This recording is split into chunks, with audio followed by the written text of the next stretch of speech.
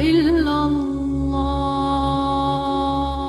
جی خوش آمدید. احساس قربانی اپیل 2024 کی خصوصی ٹیلی تھون نشریات ہیں. میں ہوں ڈاکٹر سید عمران ودود. ناظرین، آپ جانتے ہیں کہ سال ہر سال سے احساس کی جانب سے جب کبھی کچھ اس طرح کا موقع آتا ہے، چاہے وہ قربانی کا موقع ہو، چاہے وہ رمضان کا ہو، چاہے ملک میں کسی قسم کی کوئی آفت آئی ہو، ملک میں یا ملک سے باہر، ان تمام مواقع پر احساس فاؤنڈیشن آپ تک خصوصی اپیلیں لے کر آتا ہے. ویسے تو الحمدللہ ہمارے ادارے سال ہر سال آپریشنل رہتے ہیں، کام جاری رہتا ہے، ڈونیشنز جاری رہتی ہیں، لیکن جو مخصوص تہوار ہے اس میں ہم آپ سے خصوصی طور پر اپیل کرتے ہیں، اور الحمدللہ ہر مرتبہ آپ پہلے سے بڑھ کر، ہماری توقعات سے بڑھ کر، ہماری امیدوں سے بڑھ کر ہمارے ساتھ تعاون کرتے ہیں. اس مرتبہ بھی ہم احساس کی جانب سے قربانی اپیل 2024 لے کر آپ کی خدمت میں حاضر ہوئے ہیں، اور اسی امید کے ساتھ حاضر ہوئے ہیں کہ انشاءاللہ اس مرتبہ بھی آپ کا بہت اچھا اور عمدہ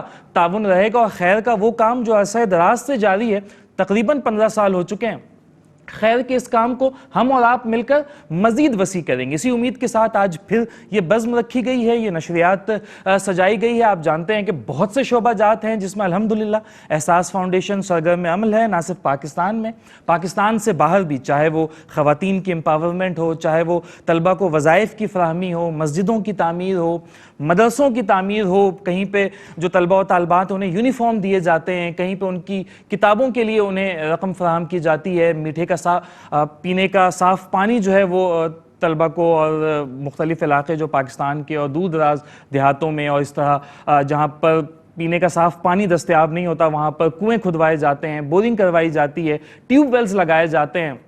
سادات کرام کی خدمت کے حوالے سے ایک الگ شعبہ الحمدللہ احساس کا موجود ہے، جو خصوصی طور پر اس لیے ترتیب دیا گیا ہے کہ سادات کرام کی خدمت کی جا سکے، ان کی ضروریات کا خیال رکھا جا سکے، اور ان کی عزت کو ملحوظ خاطر رکھتے ہوئے خندہ پیشانی کے ساتھ ان کی خدمت کی جا سکے. اور پھر ملک کے طول و عرض میں جب کبھی کوئی آفت آتی ہے، کوئی چاہے وہ سیلاب کی تباہ کاریاں ہوں، چاہے وہ زلزلے ہوں، چاہے زیادہ بارشوں کے سبب لوگوں کے مکانات ہیں وہ خراب ہو جاتے ہیں، لوگوں کی فصلیں خراب ہو جاتی ہیں، اور دیگر پریشانیوں میں لوگ مبتلا ہوتے ہیں، ان تمام مواقعوں پر الحمدللہ احساس فاؤنڈیشن کی ایک کوشش رہتی ہے کہ وہ آگے بڑھے اور آپ لوگوں کے تعاون سے ان کی مشکلات کو جس قدر ممکن ہو سکے وہ کم کر سکے. اس مرتبہ بھی احساس فاؤنڈیشن الحمدللہ یہ اپیل لے کر آپ تک آیا ہے. آپ دنیا بھر میں کہیں بھی موجود ہوں، آپ ہماری یہ ٹیلی تھون دیکھ رہے ہوں، آپ چاہیں تو آپ کی وساطت سے احساس اس مرتبہ قربانی کا یہ فریضہ پاکستان میں، انڈیا میں، جموں کشمیر میں انشاءاللہ ادا کرے گا. ہمارے مختلف پیکیجز اسکرین پر اس وقت موجود ہیں. اگر میں اسے آپ کی آسانی کے لیے ایک مرتبہ پڑھ بھی دیتا ہوں. اگر آپ چاہتے ہیں کہ آپ کی جانب سے پاکستان میں ایک مکمل گائے قربان کی جائے تو آپ نے $560 کے ساتھ تعاون کرنا ہے. اگر آپ چاہتے ہیں کہ گائے میں ایک حصہ آپ کی جانب سے احساس فاؤنڈیشن قربان کرے پاکستان میں، تو اس کے لیے آپ نے $80 کے ساتھ تعاون کرنا ہے. اگر آپ ایک مکمل بکرا قربان کرنا چاہتے ہیں پاکستان میں تو اس کے لیے آپ نے $175 کے ساتھ تعاون کرنا ہوگا. احساس اس مرتبہ اور پچھلے تمام جو ہماری کیمپینز چلی ہیں ان میں بھی یہ سہولت دیتا رہا ہے کہ آپ قربانی انڈیا میں بھی کر سکتے ہیں. اگر آپ انڈیا میں ایک مکمل گائے احساس کی وساطت سے قربان کرنا چاہتے ہیں تو $259 کے ساتھ تعاون کرنا ہوگا. اگر آپ گائے میں ایک حصہ لینا چاہتے ہیں انڈیا میں تو $37 کے ساتھ تعاون کرنا ہوگا. ایک مکمل بکرا اگر آپ انڈیا میں قربان کرنا چاہتے ہیں تو $160 کے ساتھ آپ تعاون کر سکتے ہیں. تو آپ کی جانب سے ایک بکرا انڈیا میں قربان کر دیا جائے گا. جموں کشمیر میں بھی قربانی کی سہولت احساس آپ کو دے رہا ہے، اور وہاں پر بھی آپ چاہیں تو پوری ایک گائے قربان کر سکتے ہیں، گائے میں حصہ لے سکتے ہیں. ایک وہاں پہ بھیڑ آپ قربان کر سکتے ہیں. اگر آپ جموں کشمیر میں ایک گائے قربان کرنا چاہیں تو $574 کے ساتھ آپ تعاون کر سکتے ہیں.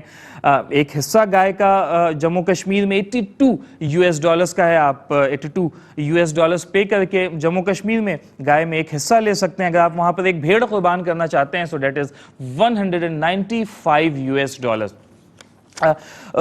کچھ علاقے بھی ہیں جہاں پر یہ قربانی کی جائے گی، جموں کشمیر میں، انڈیا میں، پاکستان کے جو بڑے شہر ہیں کراچی اور پھر اندرون سندھ میں بھی یہ قربانی کی جاتی ہے۔ انڈیا کے جو مشہور وہ علاقے، وہ صوبے جہاں پر یہ قربانی کی جائے گی، اس میں ویسٹ بنگال ہے، اتر پردیش ہے، ہریانہ ہے جہاں پر یہ قربانی کی جائے گی، جموں کشمیر میں سری نگر ہے، بانڈی پورہ ہے، بڈگام ہے، یہ وہ علاقے ہیں، اور اس کے علاوہ دیگر علاقہ جات بھی ہیں جہاں پر احساس اس مرتبہ یہ قربانی کر رہا ہے۔ ہم آپ سے یہی درخواست کرتے ہیں، یہی گزارش کرتے ہیں کہ آپ آگے بڑھیں، احساس کا ساتھ دیں، چونکہ دیکھیں قربانی تو ایک فریضہ ہے اور ہم الحمدللہ سنت ابراہیمی کی پیروی کرتے ہوئے اس فرض کی ادائیگی سالہ سال سے کرتے چلے آ رہے ہیں، اور ہمیں امید ہے کہ انشاءاللہ اللہ تعالیٰ ہمیں توفیق دے، ہم آگے بھی اس سلسلے کو جاری رکھیں گے۔ لیکن اس کے دیگر بہت سے پہلو بھی ہیں کہ ہم قربانی تو فرض کی ادائیگی کے لیے کر لیتے ہیں، سنت ابراہیمی کی پیروی میں کر لیتے ہیں، لیکن اس کے بعد بھی ایک مرحلہ ہوتا ہے۔ ہم جن علاقوں میں رہتے ہیں وہ زیادہ تر پریولیجڈ علاقے، ہمارے آس پاس بھی ایسے ہی لوگ رہتے ہیں جو بقرعید کے اس مہینے میں بھی اور پھر سال ہر سال وہ گوشت کو استعمال کر سکتے ہیں، ان کی حیثیت اللہ تعالیٰ نے انہیں اختیار دیا ہے۔ لیکن ہمارے ملک میں ہی بہت سے علاقے ایسے ہیں، دور دراز کے گاؤں ہیں، پہاڑیوں پر کوئی ایک چھوٹا سا گاؤں ہے 20 گھرانوں پر مشتمل، کوئی اس طرح کی آبادیاں، اسکیٹرڈ پھیلی ہوئی آبادیاں ہیں جہاں پر آمد و رفت کے ذرائع بھی ایسے نہیں ہیں، تو ان لوگوں کے لیے تو گوشت ایک ایسی نعمت ہے کہ جس کے لیے وہ صرف تصور کر سکتے ہیں، جس کی حسرت کر سکتے ہیں، اور سالوں میں جا کر انہیں کہیں یہ میسر آتا ہے۔ اور ہماری کیپیسٹی انفرادی حیثیت میں ایسی نہیں ہو سکتی کہ ہم ان دور دراز علاقوں تک خود پہنچے اور وہاں گوشت کی تقسیم کریں۔ تو الحمدللہ آپ کی جانب سے جو قربانی کی جاتی ہے اس کا گوشت خصوصی طور پہ اہتمام کیا جاتا ہے، اور اس طرح کے ریفریجریٹرز اور گاڑیاں احساس جو انہیں ایکوائر بھی کرتا ہے، احساس کے پاس ہے بھی، کہ جن کی مدد سے دور دراز علاقوں تک یہ گوشت پہنچایا جائے اور پھر ٹھیک حالت میں بھی پہنچایا جائے۔ تو یہ obviously ایک منظم ادارہ ہی یہ کر سکتا ہے، تو اس کے لیے بھی احساس کی جانب سے اگر آپ قربانی کرتے ہیں تو بڑا اچھا عمل ہے۔ اور ساتھ ہی ساتھ یہ جو قربانی کا گوشت ہوتا ہے نہ صرف کچا گوشت لوگوں تک تقسیم کیا جاتا ہے بلکہ باقاعدہ پکا کر بھی، اور پکانے میں بھی بڑی دلچسپ بات یہ ہے کہ اس بات کا دھیان رکھا جاتا ہے، خیال رکھا جاتا ہے کہ ہم اپنے لیے جب گوشت پکاتے ہیں نا تو ہم سوچتے ہیں کہ مختلف ڈشز تیار کر لی جائیں، اور باربیکیو کا ایک بڑا جوڑ ہے اس بقرعید کے اس موسم سے، اس تہوار کے ساتھ۔ تو احساس کی جانب سے یہ کوشش بھی کی جاتی ہے کہ ان جو قربانی کے گوشت ہیں اسے باربیکیو کر کے بھی لوگوں کو تقسیم کیا جائے۔ تو مختلف چوکوں پر، شاہراہوں پر، ہسپتالوں کے قرب و جوار میں آپ دیکھتے ہیں کہ احساس کی جانب سے دسترخوان لگائے جاتے ہیں اور قربانی کے گوشت کو پکا کر بھی لوگوں کو تقسیم کیا جاتا ہے۔ اس حوالے سے دیگر بھی بڑی تفصیلات ہیں جو ہم آپ تک پہنچائیں گے۔ پروگرام کا فارمیٹ ہے، آپ جانتے ہیں کہ ہمارے ساتھ مختلف مہمان بھی پروگرام میں شامل ہوتے ہیں، اپنا انپٹ دیتے ہیں۔ میں چاہوں گا کہ آج بھی جو ایک خوبصورت پینل ہمارے ساتھ مہمانوں کا موجود ہے، جس میں عالم دین بھی ہیں، سماجی شعبے کی نمائندگی بھی ہے، اور حسب روایت ہمارے ساتھ ایک ثنا خوان رسول بھی ہیں۔ میں چاہوں گا کہ سب سے پہلے اپنے مہمانوں کا تعارف آپ سے کرواؤں، پھر ایک حمد باری تعالیٰ لیں گے اور پھر ہم مہمانوں سے گفتگو کی جانب بڑھیں گے۔ آج ہمارے ساتھ بہت ہی پیارے ہمارے بڑے ہیں، مربی ہیں، بزرگ ہیں، اور ان کی رہنمائی بھی رہتی ہے اکثر و بیشتر۔ آپ انہیں احساس فاؤنڈیشن کی ٹیلی تھون میں بھی اور ARYQ-TV پر دیگر پروگرامز میں بھی دیکھتے رہتے ہیں۔ ہمارے ساتھ تشریف رکھتے ہیں جناب علامہ احمد سعید نورانی صاحب۔ علامہ صاحب کیسے مزاج ہیں؟ الحمدللہ، اللہ تعالیٰ کا کرم ہے۔ ٹھیک ٹھاک ہیں آپ؟ خیریت سے ہیں؟ الحمدللہ، طبیعت بخیر ہے؟ ہمارے ساتھ آج کے پروگرام میں سماجی شعبے کی نمائندگی کرتے ہوئے، اور یہ بھی ہمارے ساتھ پروگرام میں اور خصوصی طور پر احساس کے ساتھ ان کی ایک دیرینہ وابستگی ہے، مولا بخش چاند صاحب تشریف رکھتے ہیں۔ جناب کیسے مزاج ہے؟ ٹھیک ہے آپ؟ طبیعت بخیر؟ آپ کی جو مسکراہٹ ہے یہ ہمیشہ ہمیں بھی جو ہے وہ موٹیویٹ رکھتی ہے۔ کیسے مزاج ہے؟ ٹھیک ٹھاک ہے۔ آج ایک نوجوان ثنا خوان رسول بھی ہمارے ساتھ موجود ہے، انہی سے ہم حمد باری تعالیٰ کی فرمائش بھی کریں گے۔ محمد حاشر ہمارے ساتھ تشریف رکھتے ہیں۔ حاشر ٹھیک ٹھاک ہے آپ؟ خیریت سے ہیں؟ ایک حمد باری تعالیٰ پروگرام میں اور پھر ہم سوالات کی جانب، گفتگو کی جانب۔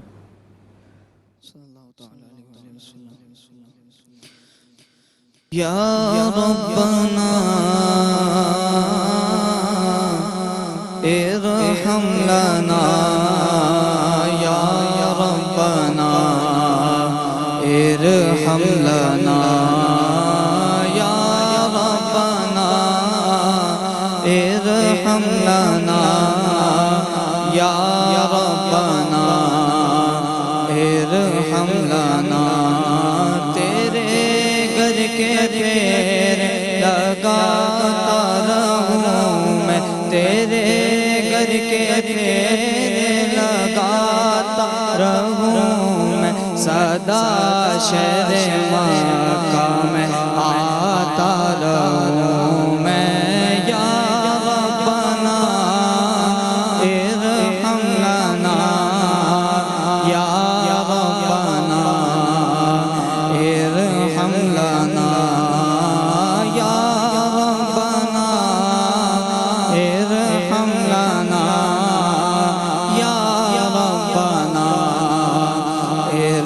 لانا حرم میں غاز ہوا بن کے مجرم حرم میں غاز ہوا بن کے مجرم کہ لبیک نعرہ لگاتا رہوں میں یہ لبیک نعرہ لگاتا رہوں میں صدا شہر مکہ میں آتا رہوں میں یا ربنا ارحم لنا یا ربنا ارحم لنا الہی میں پھرتا رہوں گرد کعبہ الہی میں پھرتا رہوں گرد کعبہ یوں کہ سمت کی گردش مٹاتا رہوں میں یوں کہ سمت کی گردش مٹاتا رہوں میں صدا شہر مکہ میں آتا رہوں میں یا ربنا ارحم لنا یا ربنا ارحم لنا الہی تو ایسا مقدر عطا کر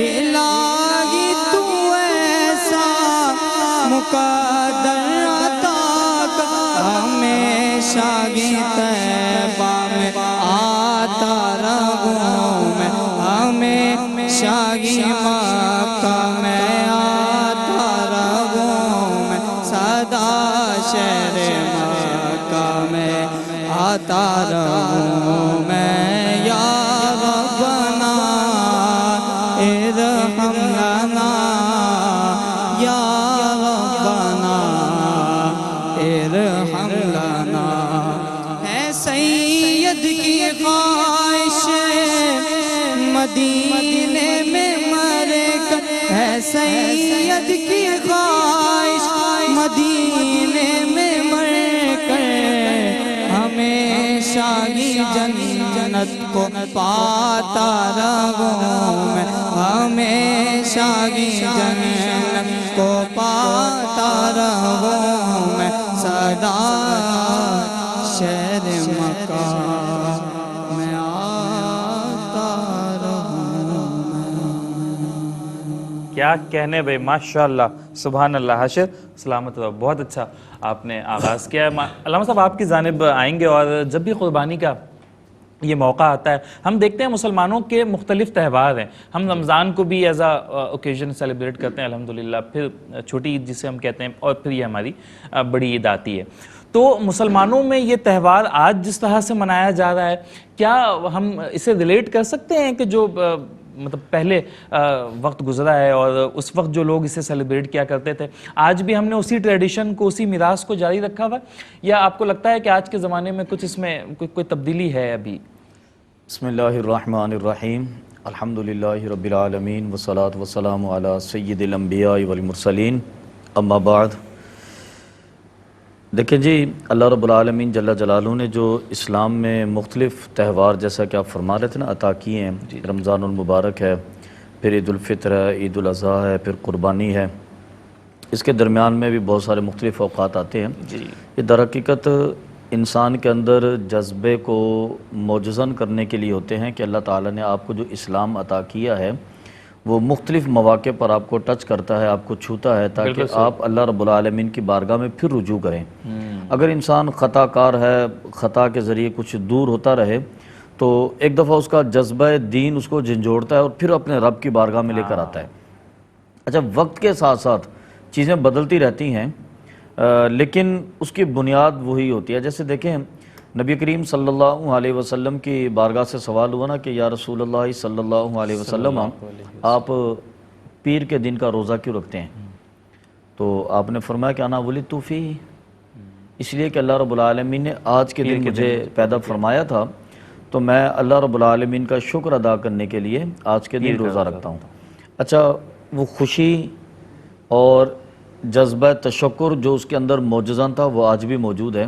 مختلف رنگ بدلتے رہے خطے کے حساب سے، علاقے کے حساب سے، کچھ چیزیں شامل ہو گئیں، شامل ہوتی رہیں. اچھا، لیکن جذبہ وہی تھا اللہ رب العالمین کی رحمت کا شکر ادا کرنے کا.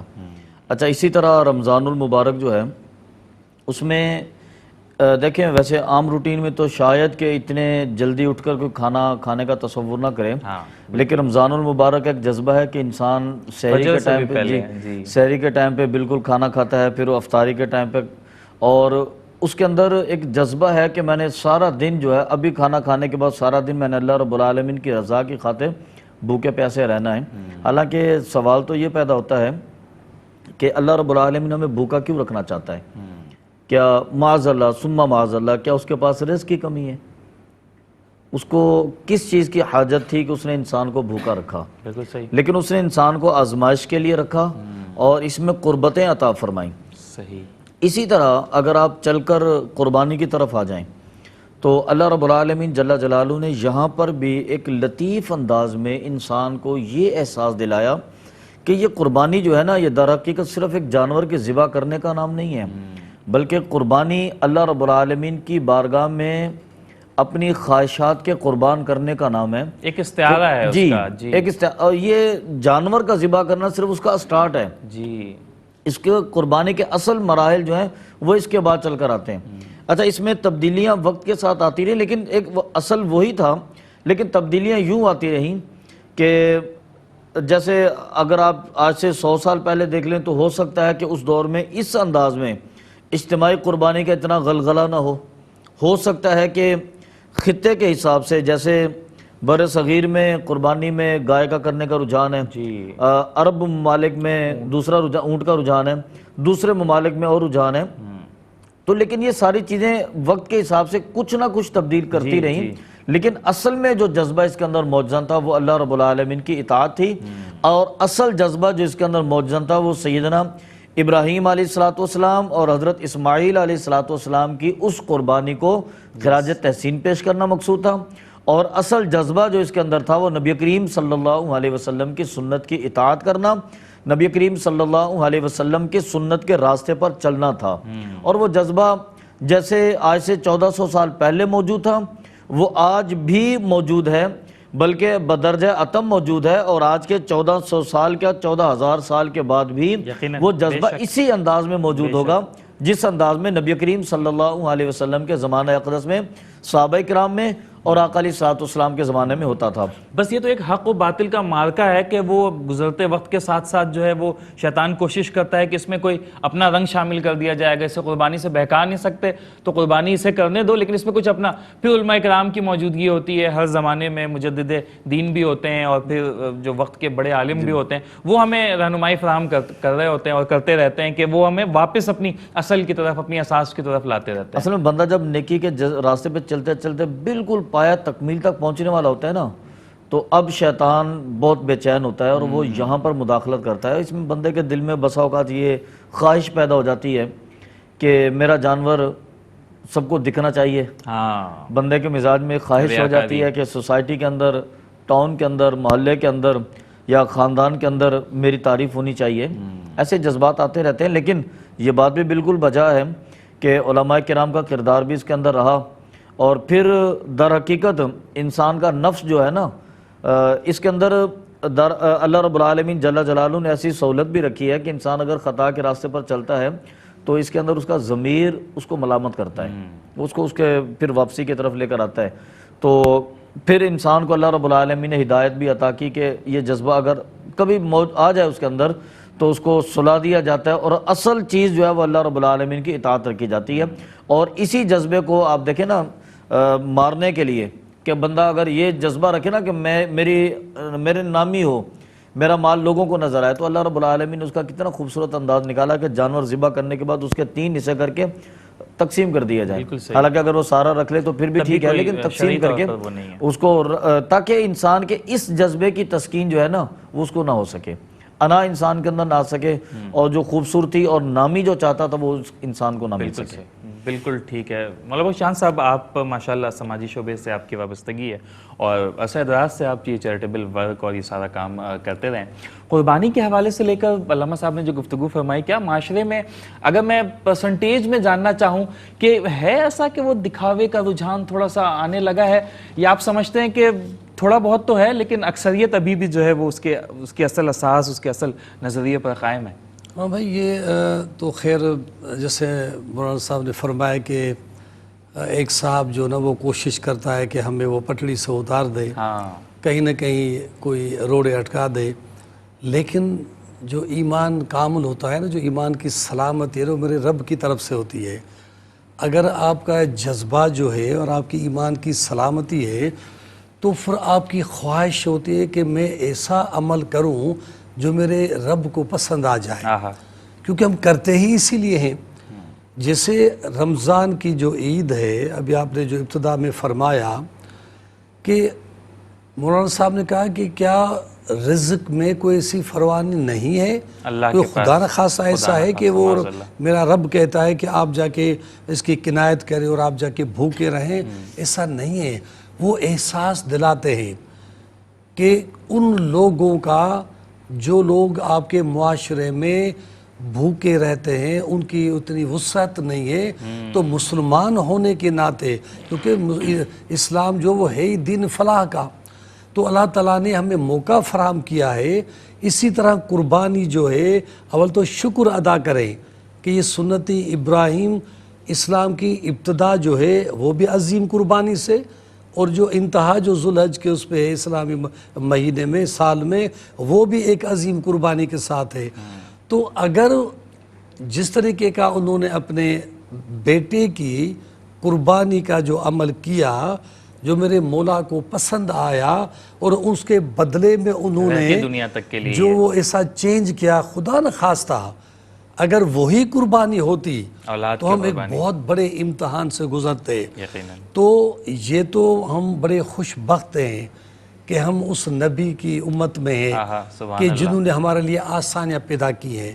انہوں نے راستہ بتا دیا ہے کہ آپ سارے مسلمان کلموں کو بھائی بھائی ہیں، آپ کو اپنے بھائی کا خیال رکھنا پڑے گا، آپ کو اپنے پڑوس میں رہنے والے کا خیال رکھنا پڑے گا، تاکہ وہ بیچارہ جس کے پاس یہ وسعت وقت نہیں ہے کہ اس خوشی میں آپ کے ساتھ برابر کا شریک ہو، انہیں شریک کریں. اگر آپ قربانی ہے یا آپ رمضان کی جو عید ہے، جو یہ تہوار ہے، خود تو اپنے لیے جو کچھ پسند کرتے ہیں وہی آپ اپنے دوسرے بھائی کے لیے پسند کریں. تو یہ میرے اللہ نے ہمیں بڑی آسانی دی ہے، اور ہمیں کلام پاک کے ذریعے جو ہے ہمیں اپنی نبی کا جو لیکن وہ شیطان تو ہمیں بہکاتا رہتا ہے نا، کہیں نہ کہیں وہ کوشش کرے گا. اچھا، انسان دیکھیں ایسا نہیں ہے کہ وہ دکھاوے کے لیے اس کے پاس صرف کیا قربانی رہ گئی ہے. اگر دکھاوا ہی مقصود ہو تو وہ بڑی گاڑی بھی لے سکتا ہے، گھر بھی اچھا بنا سکتا ہے، دیگر اور ذرائع بھی ہیں، وہ اپنے اوکیزنز جو فیملی اوکیزنز ہیں اسے اس طرح سے سیلیبریٹ کر لے کہ پیسوں کو جو ہے وہ بے دریغ خرچ کرے.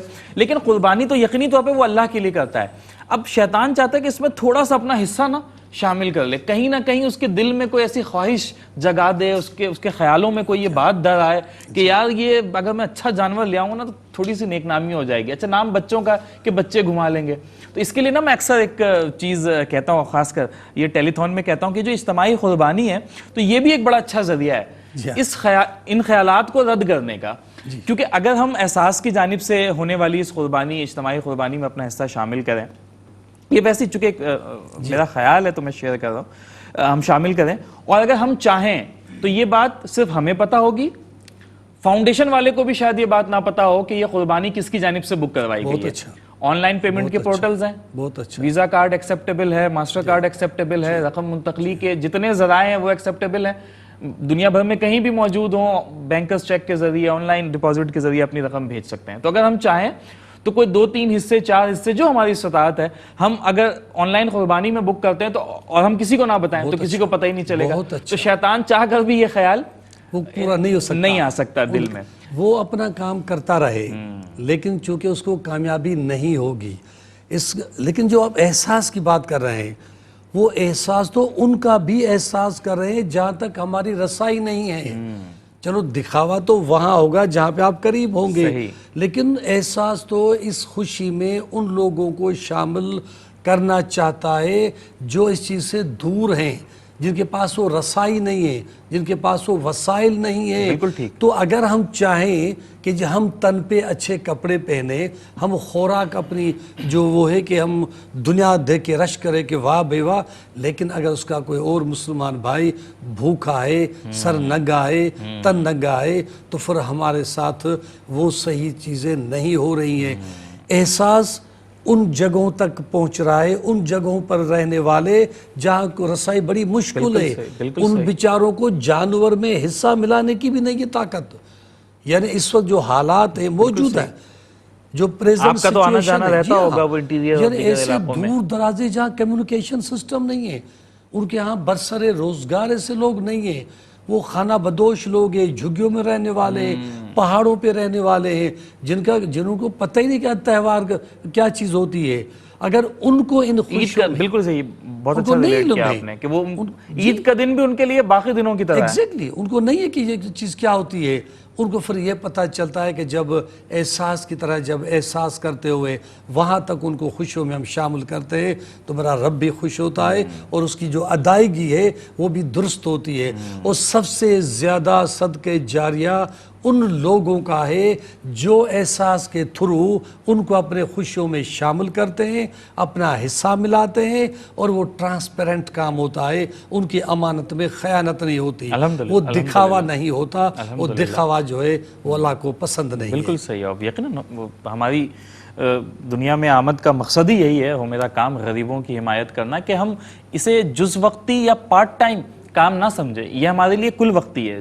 جہاں ہم سے نماز کے بارے میں، روزوں کے بارے میں، زکوٰۃ کے بارے میں، حج کے بارے میں پوچھا جائے گا، وہیں ہم سے اس بارے میں بھی سوال ہوگا۔ علامہ صاحب ٹھیک ریلیٹ کر پا رہا ہوں میں کہ ہم اس گمان میں رہیں کہ ہم سے صرف جو فرائض ہیں ان کے بارے میں پوچھا جائے گا، اور پھر اگر دنیا میں کوئی غریب ہے اور ہمارا جو لیونگ اسٹینڈرڈ ہے وہ بالکل ایک عالی شان ہے، اور ہمارے پاس جو ہے انواع اقسام قسم کے جو ہے وہ خوراک میسر ہے، لباس میسر ہے، رہائش میسر ہے، اور ہمارا دوسرا مسلمان بھائی یا ہمارا کوئی دوسرا ہم وطن جو ہے وہ پریشانیوں میں، تو کیا ہم اس پر جواب دہ ہوں گے یا ہم بری ذمہ ہوں گے؟ دیکھیں، بڑا خوبصورت سوال کیا آپ نے۔ عمومی طور پر معاشرے میں بہت سارے لوگوں کا مزاج یہی ہوتا ہے کہ چونکہ میں نے کمایا ہے، اسٹرگل میری تھی، محنت میری تھی، کوشش میری تھی، تو اس لیے پھر میں ہی حقدار ہوں۔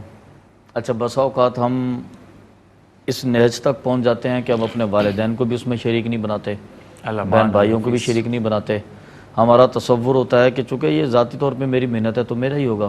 یہ ویسٹ کا کلچر ہے جی، بیسیکلی۔ تو اب آپ اندازہ فرمائیں کہ اللہ رب العالمین نے قرآن مجید فرقان حمید میں بندے کو کس طرح مخاطب کیا، اور پھر بلکہ نبی کریم صلی اللہ علیہ وسلم کی اگر آپ پوری سیرت دیکھتے ہیں نا، تو اللہ رب العالمین نے فرمایا نا لَقَدْ كَانَ لَكُمْ فِي رَسُولِ اللَّهِ أُسْوَةٌ حَسَنَةٌ، کہ تمہارے درمیان میں نبی کریم صلی اللہ علیہ وسلم کا اسوہ حسنہ ہے۔ حضور کی سیرت کو دیکھیں اور حضور کی بارگاہ سے تربیت پانے والوں کی سیرت کو دیکھیں تو اندازہ ہوتا ہے کہ شاید کہ صدقہ و خیرات کرنا ہی زندگی کی کل متاع ہے۔ نبی کریم صلی اللہ علیہ وسلم کی بارگاہ سے جو سوال کیا گیا، بلکہ آقا علیہ السلام نے صحابہ کرام کو جمع کر کے ایک مقام پر یہ ارشاد فرمایا کہ تمہارا مال کون سا ہے؟ اب صحابہ کرام نے مختلف جواب دیے۔ کسی نے عرض کیا کہ حضور جو میں نے بڑا مکان بنا لیا وہ میرا ہے۔ آپ نے فرمایا تو وراثت میں تقسیم ہوگا۔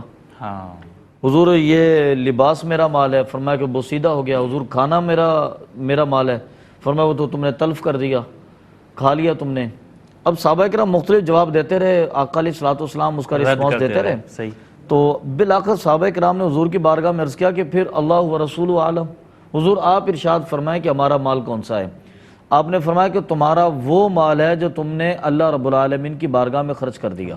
اصل مال تو یہ ہے۔ اور قرآن مجید فرقان حمید میں سورہ مدثر کے اندر اللہ رب العالمین مخاطب ہوتا ہے اور فرماتا ہے کہ ماجرا یوں ہوگا کہ کل بروز قیامت حشر میں جب سوال و جواب ہوں گے، لوگ جنت میں چلے جائیں گے، کچھ لوگ جہنم میں چلے جائیں گے، تو جو جنت والے ہوں گے نا وہ جہنم والوں سے مخاطب ہوں گے اور ان سے سوال کریں گے کہ خیریت ہے تم لوگ جہنم میں کس لیے گئے؟ فی جنات یتساءلون عن المجرمین ما سلککم فی سقر، اللہ رب العالمین نے تمہیں جہنم میں کیوں ڈالا؟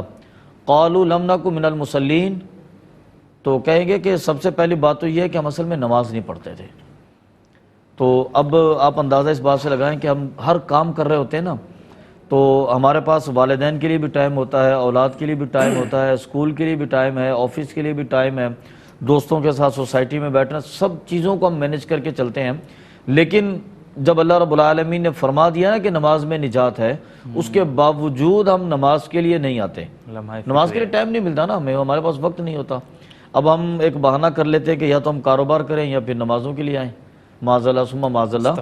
تو فرمایا کہ قالوا لم نکن من المصلین، سب سے پہلا جواب ان کا یہ ہوگا کہ بھئی بات یہ ہے کہ ہم اصل میں نماز نہیں پڑھتے تھے. اور دوسری بات ولم نکن نطعم المسکین، اور دوسری بات یہ تھی کہ ہم محتاج اور غریب کو کھانا نہیں کھلاتے تھے. اللہ اکبر. ہم نے اپنی دولت کو اپنے تک محدود کر لیا تھا، وہ اللہ رب العالمین نے اپنے فضل سے عطا کی تھی.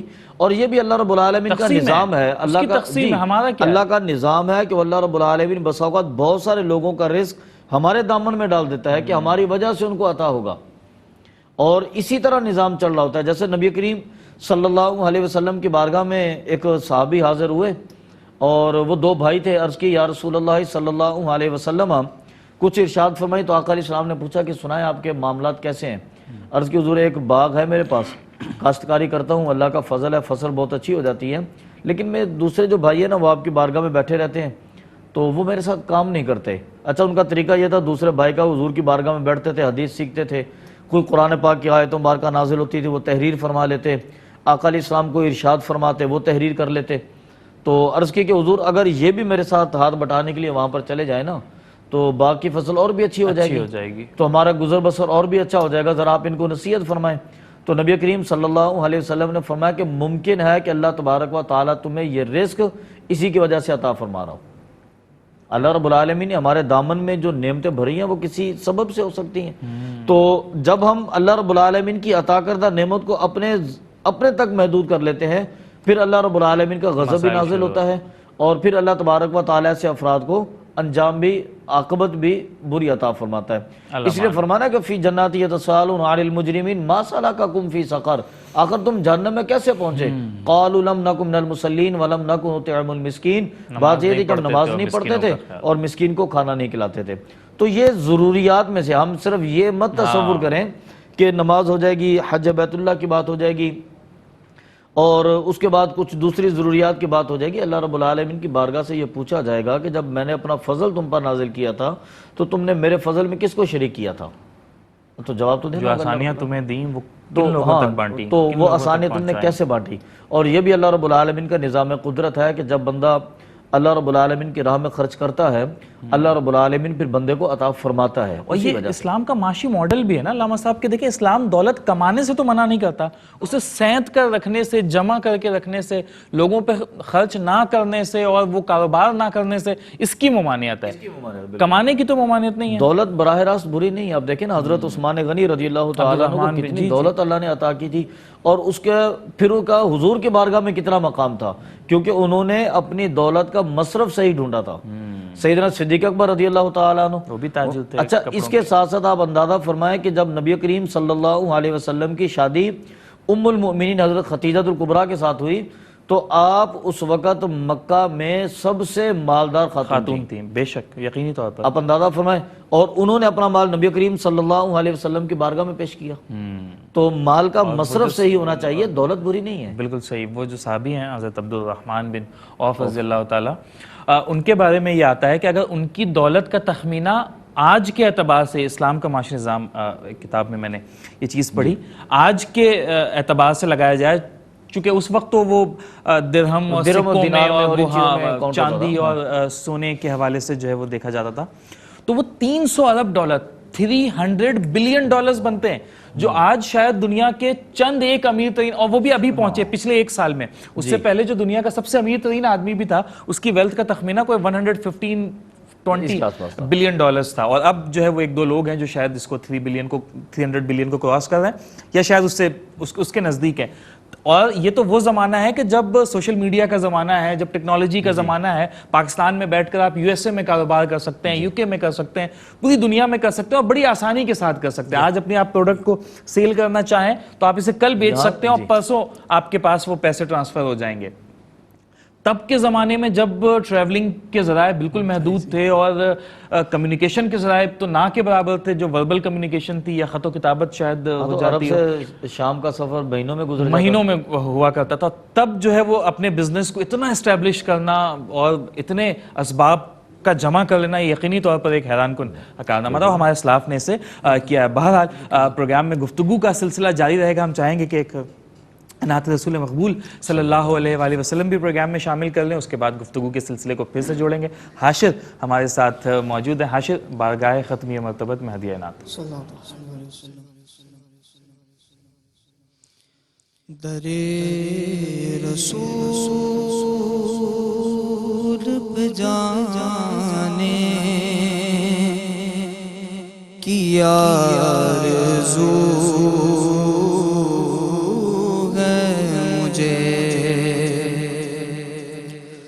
در رسول پہ جانے کی آرزو ہے مجھے، وہیں پہ نعت سنانے کی آرزو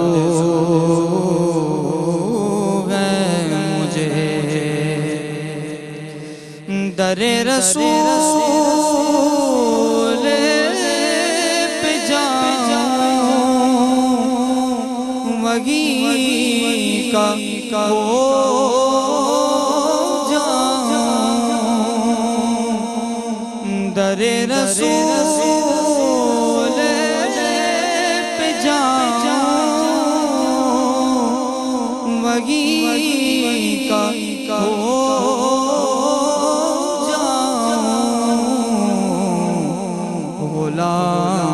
خود کو بنانے کی آرزو ہے مجھے، غلام خود کو بنانے کی آرزو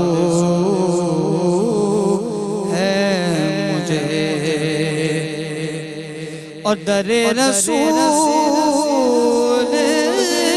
کو پلکوں سے اپنی صاف کروں، در نبی کو میں پلکوں سے اپنی صاف کروں کہ آنکھ در پہ بچھانے کی آرزو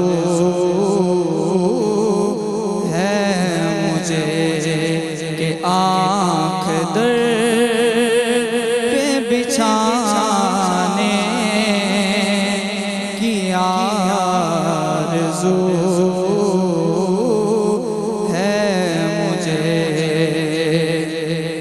اور در حضور کی قربت نصیب ہو جائے، در حضور کی قربت نصیب ہو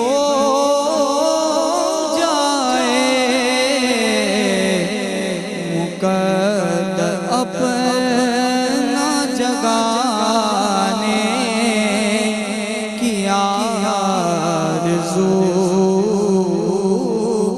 ہے مجھے، مقدر اپنا جگانے کی آرزو